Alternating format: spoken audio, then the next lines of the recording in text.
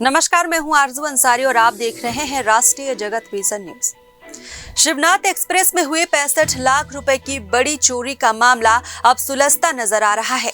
Raipur railway police ने तीसरे आरोपी शेखर प्रसाद दास को ओडिशा के राउरकेला से गिरफ्तार कर लिया है।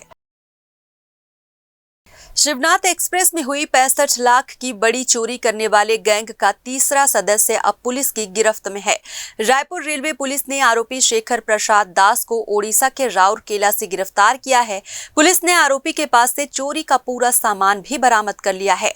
इससे पहले इस केस में 2 अन्य आरोपियों की गिरफ्तारी हो चुकी है। पूरे मामले में रेलवे पुलिस ने बेहद सटीक तरीके से काम किया और इलेक्ट्रॉनिक सर्विलांस की मदद से आरोपी तक पहुंच बनाई।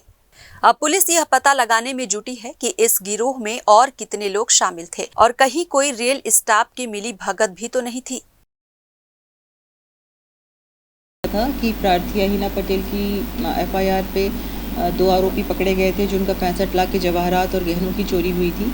उसमें हम लोगों ने डिजिटल एविडेंस के तहत बैंक में जो 10 लाख रुपए थे वो हमको मिल रहे थे ट्रांजैक्शन में, लेकिन हमारी कोशिश थी कि इनको पुलिस रिमांड पे लेकर के हम जो ओरिजिनल जो ज्वेलरी है उसको जब्त करें।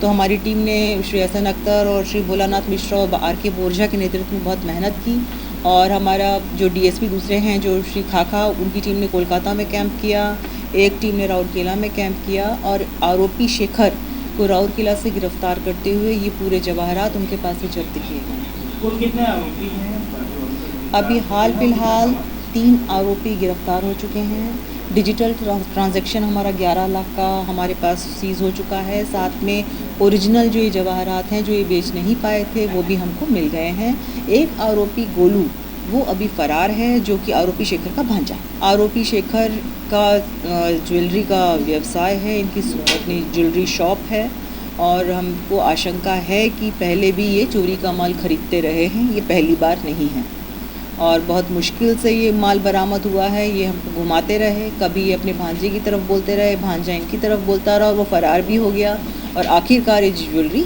पूरी ज्वेलरी जितनी भी है वो इनके पास से बरामद हुई। फिलहाल इस खबर में बस इतना ही। देश प्रदेश की खबरों से अपडेटेड रहने के लिए हमारे चैनल को सब्सक्राइब करें और नए खबरों के नोटिफिकेशन के लिए बेल आइकन को जरूर दबाएं। नमस्कार।